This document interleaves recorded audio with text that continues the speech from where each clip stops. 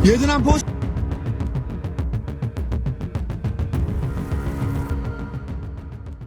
नमस्कार, मैं राहुल अवस्थी और आप देख रहे हैं भारत अपडेट। आज हम एक ऐसी खबर पर बात करने जा रहे हैं जिसने पूरी दुनिया की धड़कनों को बढ़ा दिया है और हर किसी के मन में बस एक ही सवाल है कि क्या अब ये दुनिया तीसरे विश्व युद्ध की तरफ बढ़ रही है। अमेरिका, इजराइल और ईरान के बीच चल रही इस भीषण जंग को आज पूरे 27 दिन बीत चुके हैं और इन 27 दिनों में जो तबाही मची है उसका मंजर रूह कपा देने वाला है। ईरान ने अब एक बहुत ही बड़ा और डराने वाला दावा किया है कि उसने इस युद्ध के दौरान अब तक इजराइल और उसके जो भी मददगार देश थे जो ईरान के खिलाफ खड़े हुए थे, इजराइल के साथ थे, उनके मददगारों पर ईरान ने दावा किया है कि उन लोगों के ऊपर हमने 700 से ज्यादा घातक मिसाइलें और 3600 से ज्यादा ड्रोन हमले किए हैं। आप कल्पना करके देखिए कि इतनी बड़ी संख्या में जब आसमान से आग बरसती है तो जमीन पर क्या बचता होगा। लेकिन इसी बीच सात समंदर पार अमेरिका से एक ऐसी खबर आई है जिसने सबको चौंका दिया है। अमेरिकी राष्ट्रपति डोनाल्ड ट्रंप ने व्हाइट हाउस के लॉन में मीडिया के सामने खड़े होकर बड़े ही बेबाक अंदाज में कहा है कि हमने ये युद्ध जीत लिया है। ट्रंप का कहना है कि ईरान अब पूरी तरीके से टूट चुका है, बिखर चुका है, बर्बाद हो गया है और कमजोर पड़ गया है। उन्होंने तो यहां तक दावा कर दिया कि ईरान अब परमाणु हथियार नहीं बनाने के लिए भी पूरी तरीके से राजी हो गया है और समझौता करना चाहता है और समझौते की मेज पर बैठने को भी तैयार है। ट्रंप ने बताया कि दोनों देशों के बीच अब शांति को लेकर बातचीत का दौर शुरू हो चुका है और इस पूरी प्रक्रिया को संभालने के लिए उन्होंने अपनी जो सबसे ताकतवर टीम है उसको मैदान में उतार दिया है। इस टीम में अमेरिका के उपराष्ट्रपति जेडी वेंस, विदेश मंत्री मार्को रूबियो, जेरेड कुशनर और स्टीव विटकॉफ जैसे बड़े बड़े दिग्गज लोग शामिल हैं जो दिन रात इस सुलह के रास्ते को खोज रहे हैं कि किसी भी तरीके से यह युद्ध रुक जाए, ईरान, इजराइल और अमेरिका के बीच जो जंग छिड़ी है वो किसी भी प्रकार से थम जाए। ट्रंप ने एक और बड़ी बात कह दी है कि ईरान ने अमेरिका को तेल और गैस से जुड़ा एक बहुत ही बड़ा तोहफा देने का भी वादा किया है। ये ट्रंप कह रहे हैं, लेकिन आप तो जानते हैं कि ट्रंप का अंदाज कैसा है। वो कभी कुछ कहते हैं, कभी कुछ कहते हैं। एक तरफ वो शांति की बात कर रहे हैं और दूसरी तरफ उन्होंने एक बहुत ही सख्त और आखिरी चेतावनी भी दी है।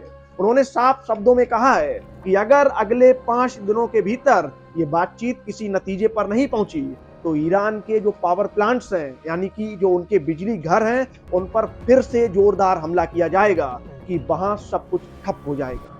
ये ट्रंप चेतावनी दे रहे हैं ईरान को कि समझौते पे आ जाइए और सब कुछ सामान्य कर लीजिए। अब यहाँ जो सबसे बड़ी उलझन है वो ईरान की है। ईरान की सरकार और वहां के बड़े नेता बाहर से तो इन सब बातों को सिरे से नकार रहे हैं कि हमारी ईरान के साथ, हमारी अमेरिका के साथ कोई बातचीत नहीं हुई है, लेकिन जो खबरें छनकर बाहर आ रही हैं वो कुछ और ही कहानी कह रही हैं। सूत्रों का कहना है कि पर्दे के पीछे से संदेशों का लेन देन बहुत तेजी से चल रहा है और इस पूरी संचालन में और इस पूरी पंचायत में अगर हम बात करें तो जो हमारा पड़ोसी देश है पाकिस्तान, वो भी कूद पड़ा है। पाकिस्तान ने इस बातचीत की मेजबानी करने की बड़ी पेशकश की है और वहां के आर्मी चीफ को इस पूरी सुलह का सबसे मुख्य बिचौलिया बताया जा रहा है।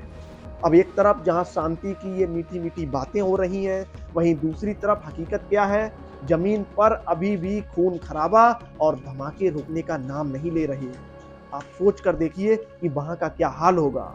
आज की ही बात देख लीजिए, हिजबुल्लाह ने इजराइल के हाइफा और नहरिया जैसे बड़े शहरों पर 30 से ज्यादा रॉकेट दागे हैं और इस हमले में लेबनान की तरफ से आए रॉकेट और ड्रोनों की वजह से इजराइल में एक महिला की मौत हो गई और कई मासूम लोग बुरी तरीके से घायल हो गए। फिर इसके जवाब में इजराइल भी भला कहां चुप बैठने वाला था। उसने पलटवार करते हुए ईरान के एरोस्पेस और उनकी बड़ी हथियार बनाने वाली फैक्ट्रियों को निशाना बनाया है। यहां तक कि ईरान के सिराज एयरपोर्ट समेत कई अहम ठिकानों पर इजराइल ने बम बरसाए हैं। आज की जो तस्वीरें वहां से आई हैं उनमें सिराज के आसमान में सिर्फ और सिर्फ काले धुएं के गुबार दिखाई दे रहे हैं और इस जंग की लपटें अब धीरे धीरे पड़ोस के दूसरे जो शांति प्रिय देश हैं वहां भी पहुंचने लगी हैं। कुवैत के इंटरनेशनल एयरपोर्ट के पास बने तेल के बड़े टैंकों पर ड्रोन से हमला हुआ है जिसमें वहां भीषण आग लग गई है। वहीं सऊदी अरब की हम बात करें तो सऊदी अरब और कुवैत की सेनाओं ने अपनी सीमाओं की तरफ आती हुई कई मिसाइलों और ड्रोनों को हवा में ही मार गिराया है। लेकिन सबसे दिल दहला देने वाली घटना आज यूएई की राजधानी अबू धाबी में हुई है। वहां के मिसाइल डिफेंस सिस्टम ने एक बैलिस्टिक मिसाइल को हवा में ही पकड़कर नष्ट तो कर दिया, लेकिन जो मिसाइल नष्ट हुई थी उसके इंटरसेप्शन के बाद जो उसका जलता हुआ मलबा था वो नीचे सुइहन स्ट्रीट पर गिर गया और उसने बड़ी तबाही मचा दी। इस मलबे की चपेट में आने से सड़क पर मौजूद 2 बेगुनाह लोगों की मौके पर ही मौत हो गई और 3 अन्य लोग गंभीर रूप से घायल हो गए। आप सोच कर देखिए, जिनका कोई दोष नहीं था, जो अपने घरों की तरफ जा रहे थे और पल भर में उन्हें मौत ने अपने आगोश में ले लिया। कई कारें जलकर राख हो गईं और वहां की सड़कों पर चीख पुकार मच गई। अबू धाबी के अधिकारियों ने तुरंत मौके पर पहुंचकर राहत कार्य शुरू किया और लोगों से अपील की कि वो किसी भी तरह की अफवाह पर यकीन ना करें। दोस्तों, इस युद्ध की मार सिर्फ वहां रहने वालों पर ही नहीं बल्कि आपकी और हमारी जेब पर भी बुरी तरीके से पड़ रही है। आप देख रहे होंगे, क्योंकि इस लड़ाई की वजह से पूरी दुनिया में पेट्रोल और डीजल के दाम पागलों की तरह ऊपर नीचे हो रहे हैं। जंग शुरू होने के बाद कच्चा तेल यानी कि ब्रेंट क्रूड ऑयल एक समय $104 प्रति बैरल के पास पहुंच गया था। हालांकि जैसे ही ट्रंप की बातचीत वाला बयान आया, तेल की कीमतों में काफी ज्यादा गिरावट आई, लेकिन फिर भी ये दाम युद्ध से पहले वाले दिनों के मुकाबले बहुत ज्यादा है। हॉर्मुज का वो समुद्री रास्ता जहां से पूरी दुनिया का सबसे ज्यादा तेल और गैस सप्लाई होता है, वह अभी भी लगभग बंद पड़ा है। हालांकि ईरान का कहना है कि वो उन जहाजों को जाने देगा जो उनके दुश्मन नहीं है।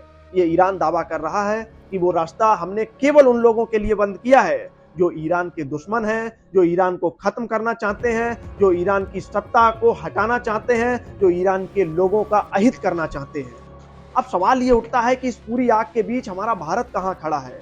तो आपको बता दें कि भारत इस पूरी स्थिति पर बहुत ही बारीकी और गंभीरता से नजर रखे हुए है।